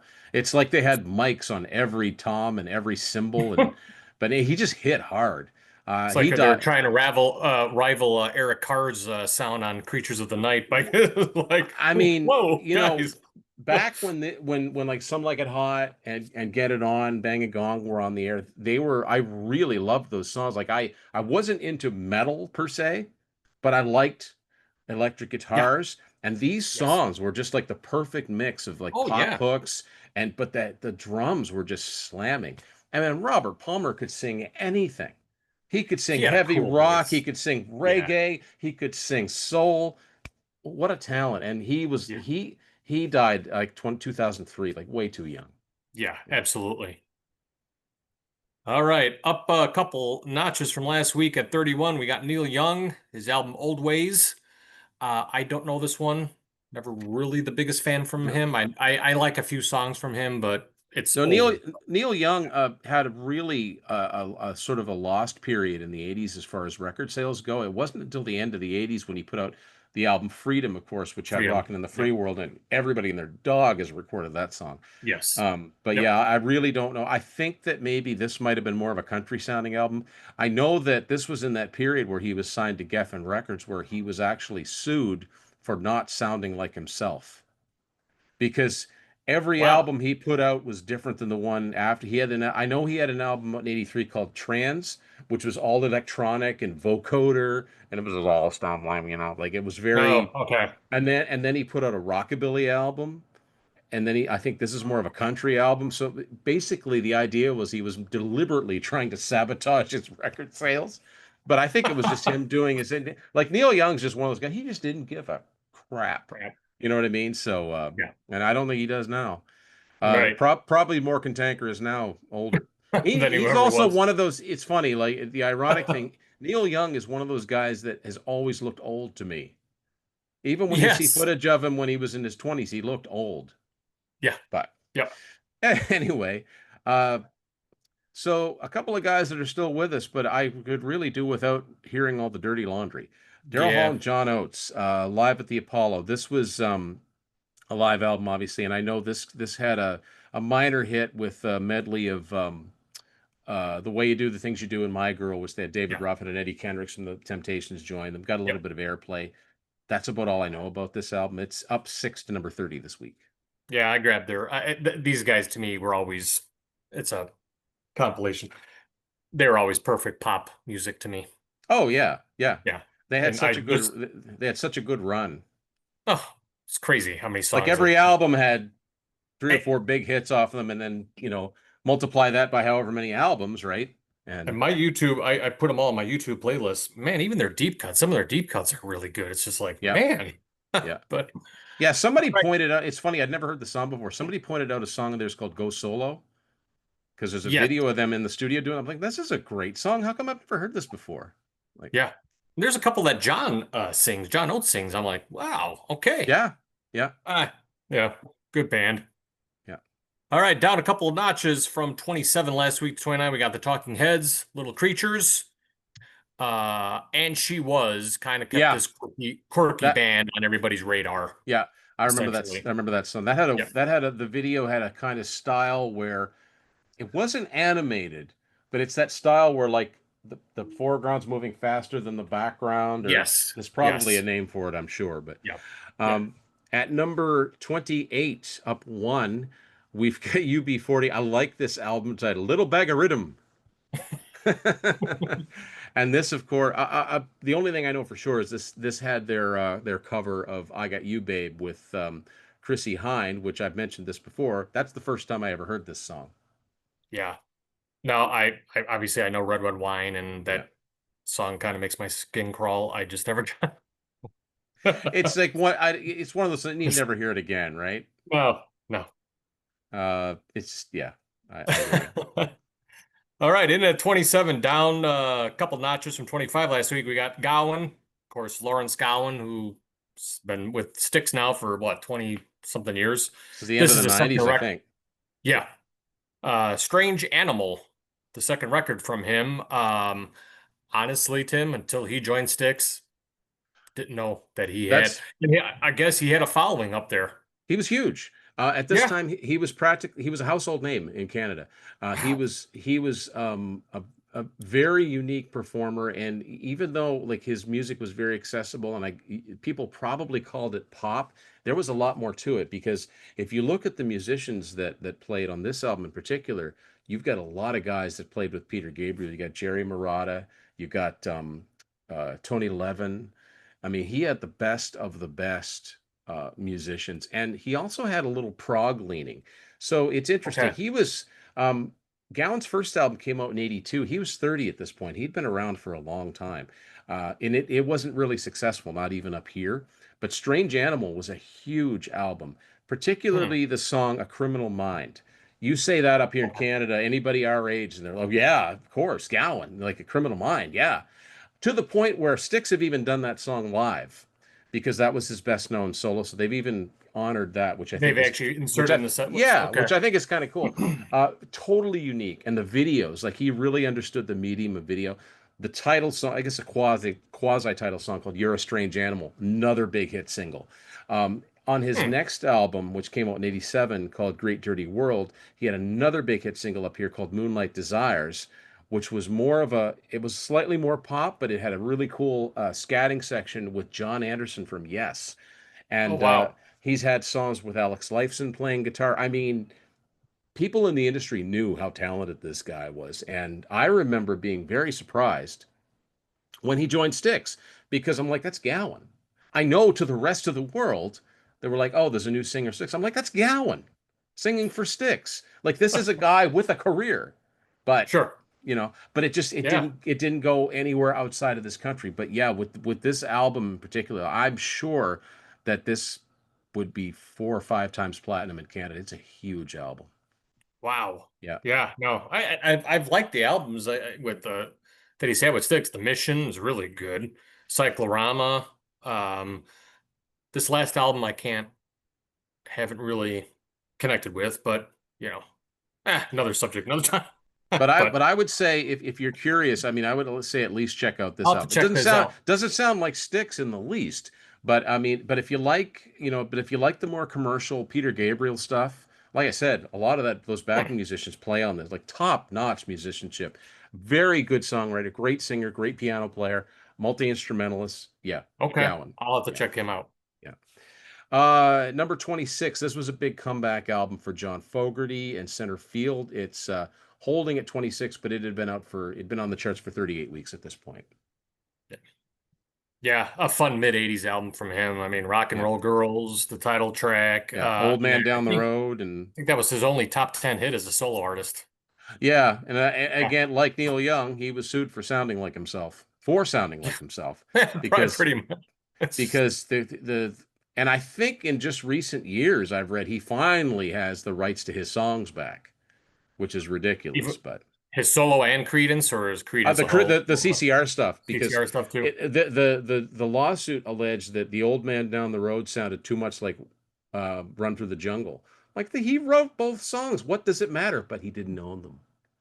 It's just those Ah, stupid little things that can happen in the music industry. That's why it's jeez. called. That's why it's called the music business, not the music fund. Yes. Yep. All right. Up from 28 last week at 25, we got the St. Elmo's Fire Oh, soundtrack. you got it on CD. That's cool. Not all soundtracks made it to CD. CD, yeah. This is a good soundtrack. I mean, you've got of course, St. Elmo's Fire, the Man of Motion. That Yeah, was John Parr. Yeah, yeah, that was the big one. But yeah, David I mean, this is Foster's got with the Dave. love theme there. Yeah. Yep, yep. I think Does Billy uh Squire have a song on Billy that? Squires on this. You've got Fee Waybill, Save My Life is a terrific song by him. Yeah. But yeah, no, good stuff. Doesn't John Elephant have a song on there? Or John Elefante, however you say Elefante his is name. on here also, I believe. Yeah, da, da, da, da, da. I thought he was. Yes, Young and Innocent Okay. as Elefante. Right, Yeah, right. yeah. Probably him and his brother Dino. Dino, Um, pretty much. he was in Kansas. I may have talked about them a little bit. Yeah, two albums with him. Yep. Yeah, two great albums. All right, at number 24, speaking of comebacks, self-titled album from Heart. This was the first I'd ever Yep. heard of this band. I'd never heard of them before Really? because yeah, I'd never heard of them before because I mean, it had been, if you think about the last time they had a really, really big hit, I'd have been 2 or 3 years old. So songs like Barracuda, Magic Man, Crazy, they meant nothing to me. I heard those. It was many years later before I heard those. What About Love was the Interesting. first thing I ever heard from Heart, and I Yeah. know a lot of purists and even the Wilson sisters themselves crap all over this album. I love the songs, the singles they put off Oh this. yeah. I think they're top notch. Like Yes. What About Love and Never. I mean, that just gets Never is just an anthem, and Yes. it's just good. All Eyes is underrated. Yeah, yeah. Looks Yeah. Could Kill is a great Yeah. song. Yeah, it's good. So anyway, the self-titled album drops a couple notches to 24, but it would go back up. It would Yes. definitely go Yeah. back up. All right. Up from one notch from 24 last week. In at number 23, we got Gino Vanelli and his album Black Cars. I only know a few songs from him. One of them is Living Inside Myself from the album prior to this. He's Right. a good soft, this guy's got a good soft rock. He's a good soft rock singer. Yeah. So this Almost, is what's the word I'm looking for? A crooner type of thing. yeah, yeah, I A would little say so. bit. Yeah. It's interesting because I always have to educate people on, not educate, but just explain this because this album was a huge comeback for him, and the title song is probably his best known song here in Canada. It was an enormous hit. Black Sounds Cars. nothing. Wow. Yes, black cars look better in the shade. It's just a quintessential great 80s pop song. Peaked at 42 in the States. It did get some airplay. But it was a top five single in Canada, and it sounded nothing like his previous work. It was very like Yamaha DX7 Sure. synthesizer, and like you, as soon as it comes on, you're like, this has got to be from '85. But it's a great song. It's one of those songs that comes on, you're like, crank it. But it just didn't click in the States. I didn't learn until years later how good it actually did. 42 is pretty good. That meant that there was a lot of stations playing it. But it sounds nothing like his previous stuff. Like his previous, it's like you said, Living Inside Myself is like a ballad. I Just Want to Yep. Stop is a ballad. Stop. Yep. You know, Yep. almost yacht rock, right? We're Yes, approaching absolutely. yacht rock Yep. territory. This was Yep. totally not that. It was a huge comeback. And here in Canada, you like name a song by Gino Vanelli, everybody my age is going to say Black Cars. I guarantee it. So Interesting. yeah, it's just weird how things can be so different. Like we're so close Yes. together, you know. I know. Just over the border. Yeah. Now, on the other hand, at number 22, this was a band that I was so like when I was younger, I was so shocked to find out they were Canadian because they were huge in the States and they Yeah. got played on US radio all the time. Loverboy and their There. Yep. fourth album, Loving Every Minute of It. Yep. Um, like these guys are like the ambassadors of classic rock, which I wish that they would get the likes of Night Ranger and 38 Special and say, "Come on up here with us and do a tour. You'll have a ball." And because they can still do that. They had a string of hits on both sides of the border, so that allows them to do that. It's fantastic. This is actually a really good album from start to finish. It's got a Yeah. lot of Oh, great yeah. songs on Yeah. Dangerous, Steal the Thunder, Yep. Friday Night. Yeah, good stuff. So that's it. Paul Dean. Paul Dean, good guitar player. Paul Dean's an overlooked guitar player. He always Yeah. plays for the song. Yeah. They opened up for Sammy Hagar last year when we I saw him. know I would have loved to have seen that. Yeah. Nothing came anywhere close to me. But yeah, I thought that was a Yeah. really good and I've never heard of this happening, but I think that's a missed opportunity. Sammy should have brought Mike Reno out and done Remember the Heroes because they did that duet on the Three Lock Box album. That's true. Yeah. That is true. But Loverboy also opened some Canadian dates for Van Halen on the 5150 tour, so they actually go a long ways back. There's a connect. There's that connection Yeah. there. Yeah. Yeah. I don't know how the duet happened because this was back in 82, but I remember when I first started listening to Sammy's solo stuff, like 88, 89, I got Three Lock Box, which I'd heard Your Love Is Driving Me Crazy, but I hadn't heard anything else. But Remember the Heroes comes on, and Sammy sings a verse, whatever. And then all of a sudden I'm like, that's Mike Reno because he's It's got Mike such a Reno. distinctive voice. I'm like, We and I saw. look at and I opened up I'm like, it is Mike Reno.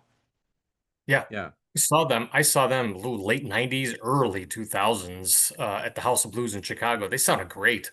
I mean, I, Reno's s- always, I yeah. always like Reno's voice. Yeah. You know, they're in a Reno rock meets,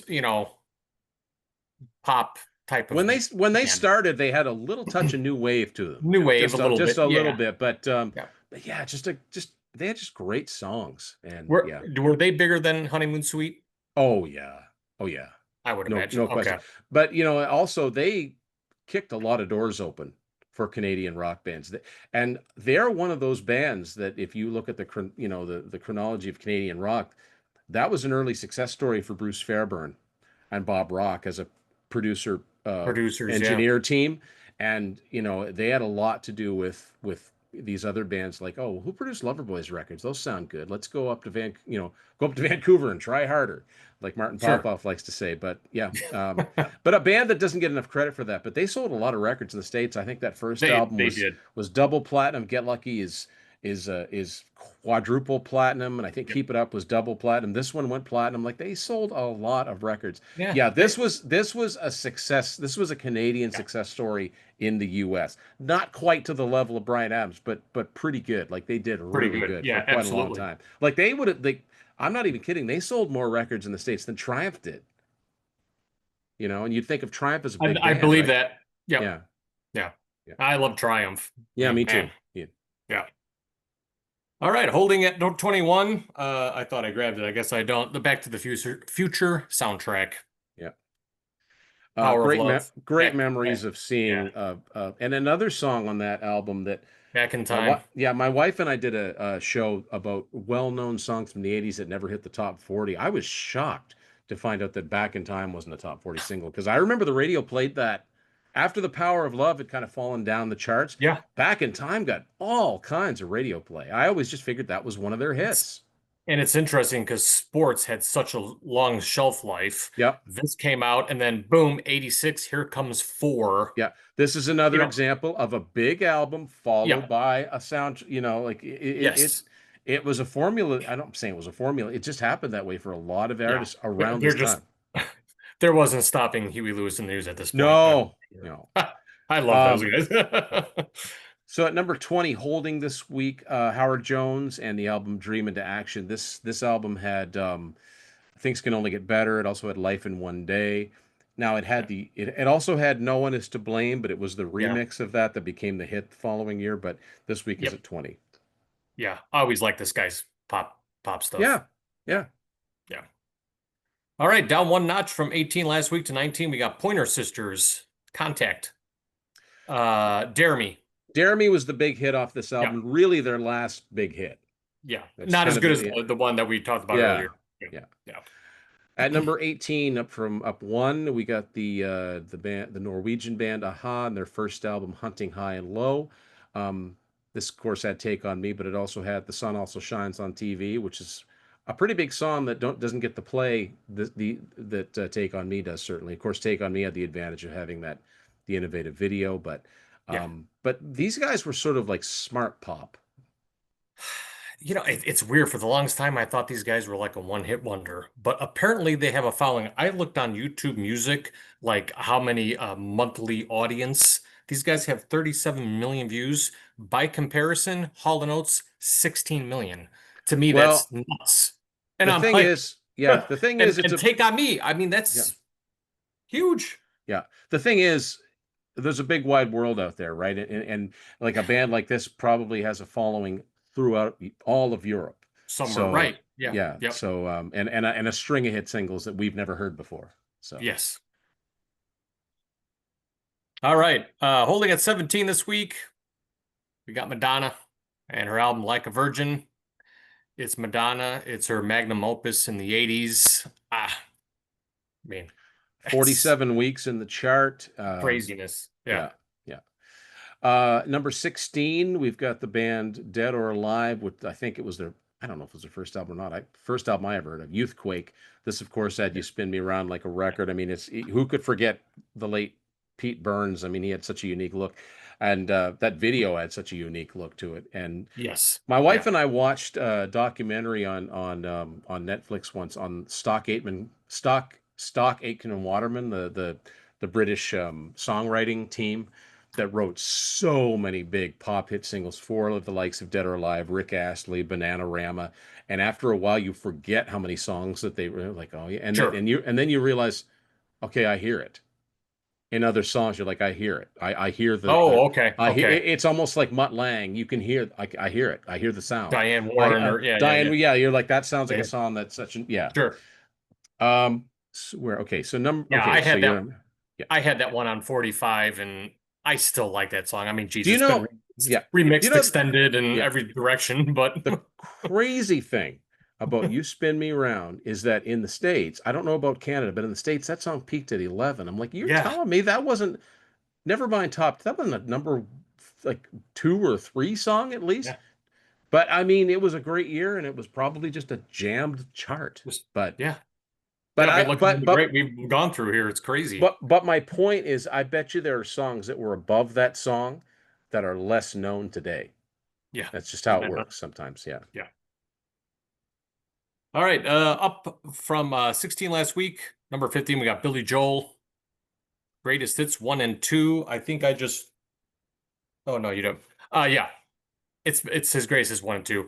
This is an absolutely fantastic compilation. Yeah. When this was released, I mean, geez, I mean, if you there's only a couple, I could only think it might be about two or three songs that I would have stuck on here. But I mean, if you like all his popular stuff, this is the one to Well, get. the If you crazy don't want to thing, do albums, yeah. Well, the crazy yeah, thing is like he called it volume one and two, and you might think, wow, Mhm. that sounds a little bit, but it had like 20 songs on it. Yeah, And yeah, all you were reading the song titles and you're getting the songs in your head. So he backed it up. This isn't just a greatest hits. I mean, there's too many songs in here yes, to just call it. Yeah.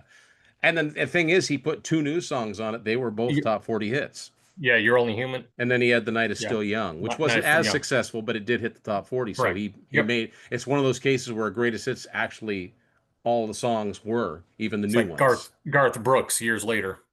Yeah. You Yeah, mean Chris Gaines? who I've always been a bigger fan of. Oh yeah. All right. So number 14 down one. This was a big comeback album for the late Aretha Franklin, who's Zoom and Who. This had Freeway of Love. The title song was a big hit. I think if you look at the personnel on this album, it's mostly the E Street Band. A lot of Yeah, like obviously Clarence Clemens is the most obvious because you hear that saxophone, but I think a yeah, lot of the E Street Band played on this. yeah. I always liked the '80s Yeah. Aretha. Freeway of Love. I mean, yeah, she was all over MTV, VH1, and all that. Yeah. Yeah, It's quite a comeback, really, when you yeah, think, yeah. absolutely. Um, Up, yeah, yeah, yeah. up a couple notches here. 13. We got Whitney Houston and Her her first album, yeah. self-titled. Geez, another loss too soon. Yeah. She makes her another talent makes her debut. I mean, look at the songs on this. Geez, Greatest Love of All, Hold Me, all at one. How will I know? I mean, you were under a rock if you didn't hear these on Yeah. radio at the time. Geez, Yeah. Louise. Yeah. Yeah, it was huge and she only got bigger with her second Bigger. album. I mean, Yeah. this kicked the door open, but the second one Yep. like, just blew the roof Yeah. off the place, right? She Yeah. was one of the biggest stars in the world. It's And crazy. she just like she just went down a deep dark hole Yeah. of addiction. It's a shame. Yeah. Let it be a cautionary tale. It can happen to Yep. anybody. So, holding at number 12 this week, not a great album from start to finish. Motley Crue, Theater of Pain. It does have its moments, but the about the other than Smoking in the Boys' Room and Home Sweet Home, I think the only song on here that I would ever put on a mix CD is City Boy Blues, the opening track. I think Totally agree. that's a pretty cool song that it's kind of an Aerosmithy kind of song, but Yeah. other than that, this is a forgettable album as far as I'm Yeah. concerned. It's really, and it's, yeah, I always thought it was like a record, but Well, it it was went on. totally phoned in. It was Oh, totally yeah. phoned in. I mean, Yeah. the band was lucky to be alive, never mind doing an album, and yet it was Yes. huge. It was a Yeah. huge album. It was number 8 here in the States. Yeah. We're saying all this, so it's like number 8 in the States Well, here. like, what Like, do we know? what do I know? But it's funny. I had a guy, somebody that was back in the CD burning days. Not that I would ever partake in such activities, but I had somebody borrow a bunch of CDs from me once, maybe. Sure. Let's play pretend this happened. But my point is, they picked this up. They said, I had this tape when I got Yeah. my first car. I had this tape. Other than Smoking the Boys from Home Sweet Home, I don't know any of these songs, but I must have listened to them. So obviously they just didn't stick. I owned it on tape. I never got it on CD. Just, Yeah, yeah. it's just not a great album. No. All right, down 1 point from 10 last week. We got 11. We got Wham! Make It Big. Of course, George Michael and Andrew Ridgeley here. As I get older, I've gained a new appreciation for George Michael and his vocal abilities.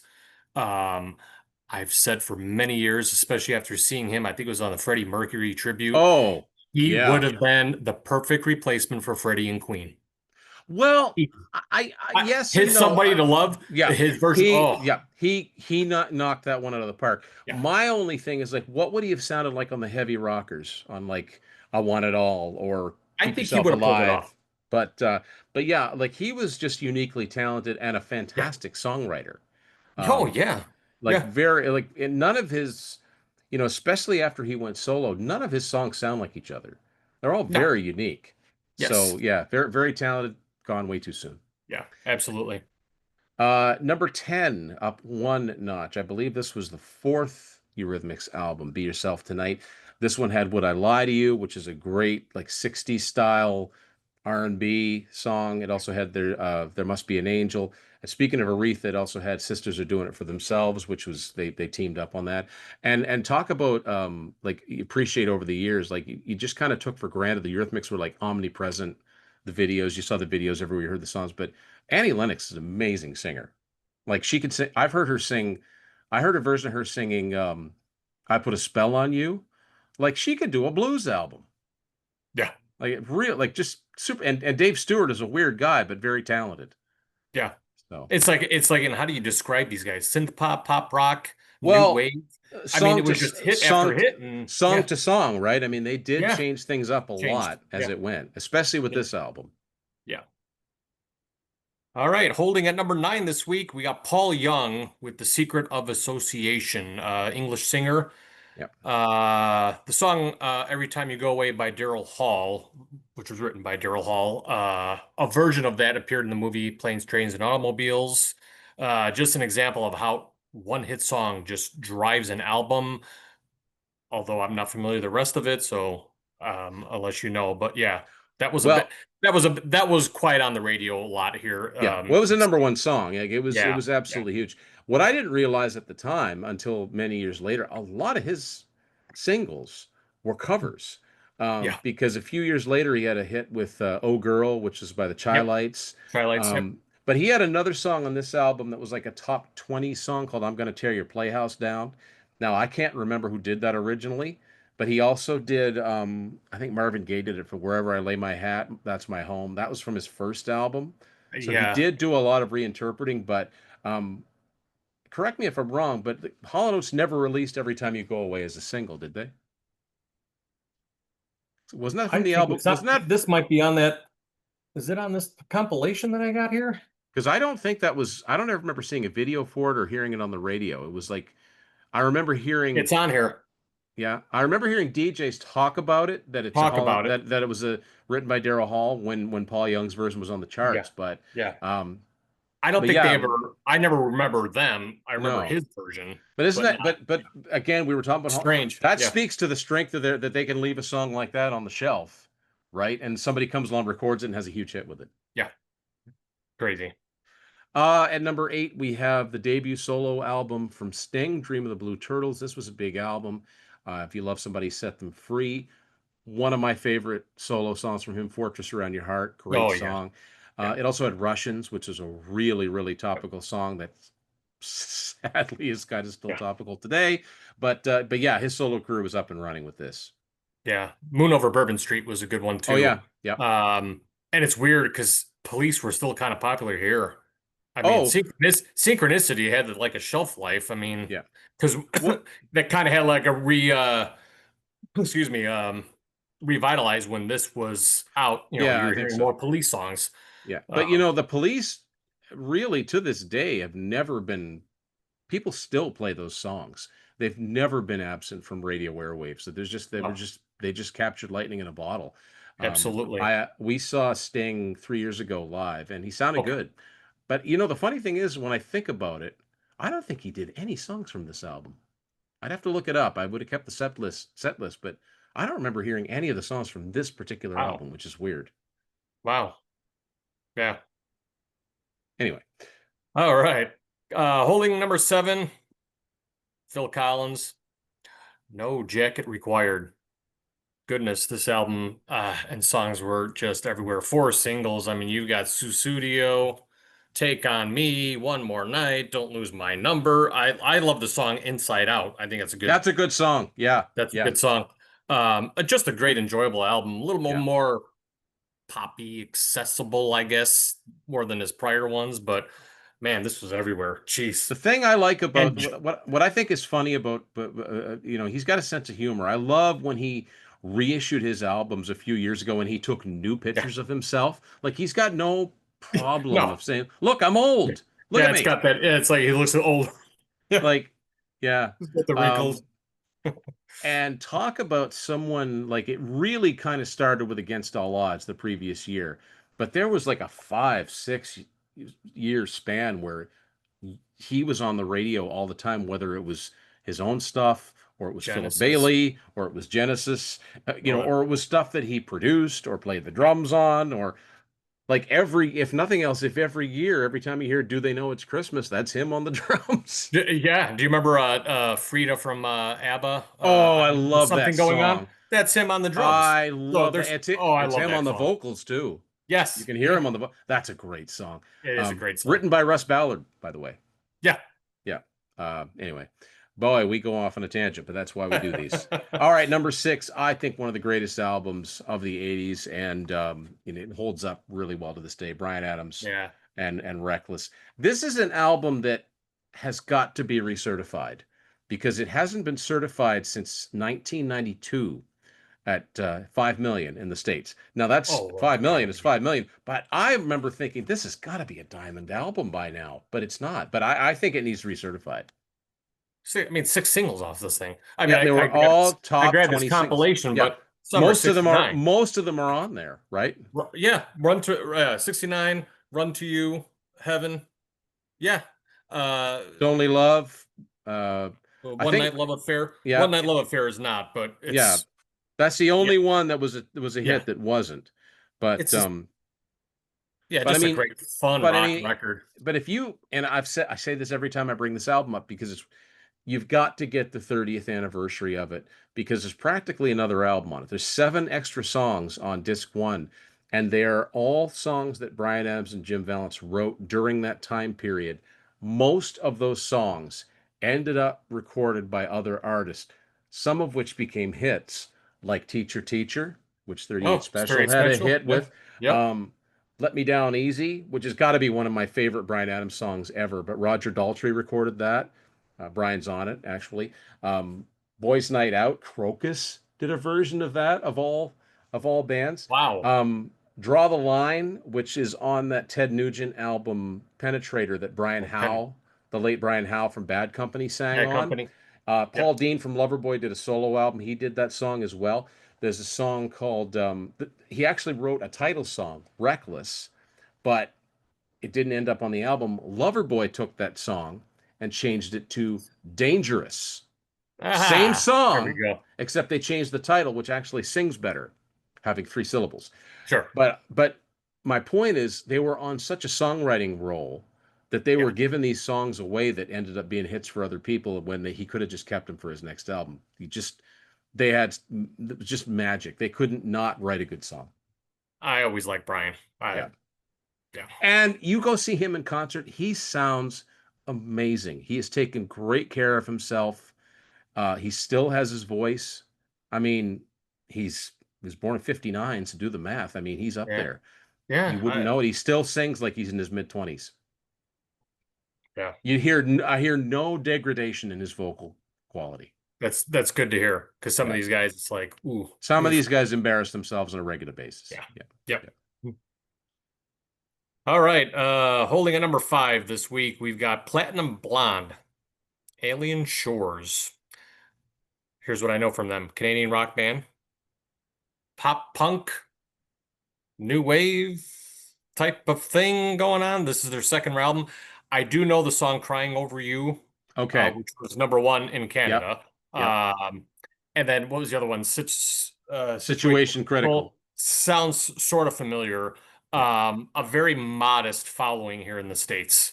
They couldn't get arrested in the States. No. I kind of put them in the same category as Gowan. On the other hand, they were a household name for about 3 years here. They were huge here in Canada.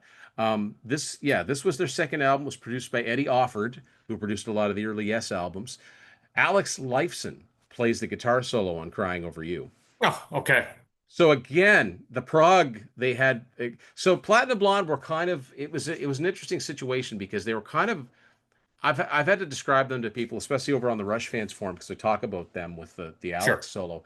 But they're kind of a cross between Duran Duran and Def Leppard because they're very new wave. Their singer Mark Holmes was English and moved to Canada in the late 70s. So he has a very undeniably English voice, even in his vocals. Um, but they have some jagged guitar too. So it's really, really interesting. It's almost Hmm. like if Duran Duran did an album of songs that were all sort of like Wild Boys, It would be kind of Oh, that type of style. or Okay. more like the Power Station, but with Simon Le Bon singing. It would be kind of Yep. a you're kind of in the ballpark. But they were huge. Their first album, Standing in the Dark, was a huge album. Two big songs off of that, the title song and Doesn't Really Matter. Those still get tons of airplay up here. But Alien Shores was their biggest album. It does contain the one song that they had that charted in the States, sort of a ballad called Somebody Somewhere, which hit the top 100 in the States and sometime in around this time.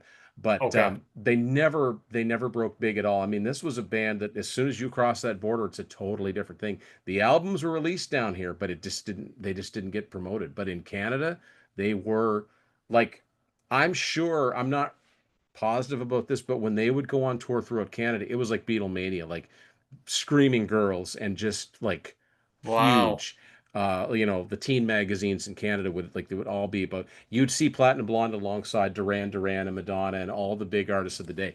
They were huge, and this was their big album here in Canada. So it almost sounds like Men at Work. You had like that short period of time where Yeah, they were, and then yeah, yeah, kind of. interesting. But Platinum Blonde had a very new wave, very UK sensibility to Hmm. them as well.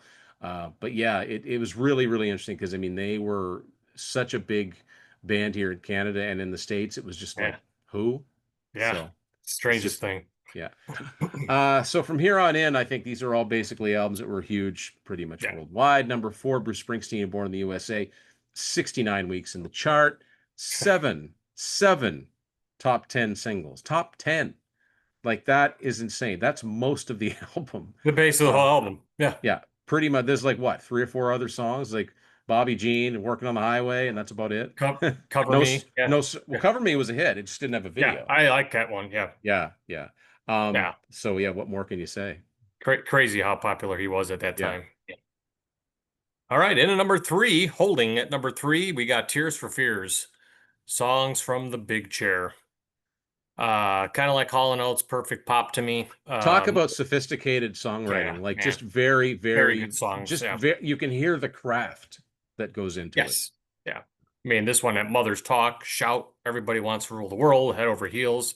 Yeah. Again, if you don't know them, you should. Yeah. Well, I mean, Yeah. yeah, and it's interesting too because their first album, The Hurting, was a huge album in most of the world, and in Canada it did quite well. It had Mad World, it had Pale Yeah, man. Shelter, it had Yeah. Change, but Change. it didn't click on in the States. It wasn't until this So album this one. that Yeah. yeah, and so yeah. Number two, this was he was one of the biggest stars in Canada at this time, and this was a big album in the States too. Corey Yeah, it Hart was. and Boy in the Box, Never Surrender, I think hit number three up in the States. Yep. He didn't, I think at one point he and Brian Adams, as far as like solo artists, were about neck and neck in popularity, but of course Brian sustained where Corey just Sustained. didn't keep it. He's still out there, he still tours, and he still makes music, but he just didn't keep that momentum for whatever reason. It's funny how that works because they were, I would say Corey maybe a little bit more pop A than little what, more pop, but I mean, they but Sunglasses still, I at mean, Night it has was some the, rock and guitar in it, and it yeah, was sure. and he was, and he too he was a guy that he wrote his own material. He, He didn't have songs he had a fed to look, him. Yep. handsome guy. Yeah, Yep. it's just, yeah, Just didn't maintain. It's a hard resonate. thing to Yeah. do. Yeah.